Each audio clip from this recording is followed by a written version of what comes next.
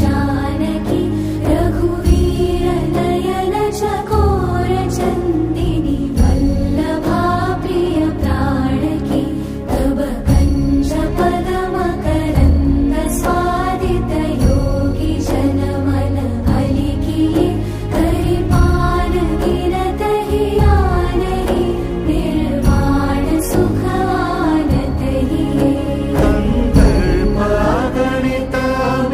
छविनव नील नीरज सुन्दरं पटपीठमानौ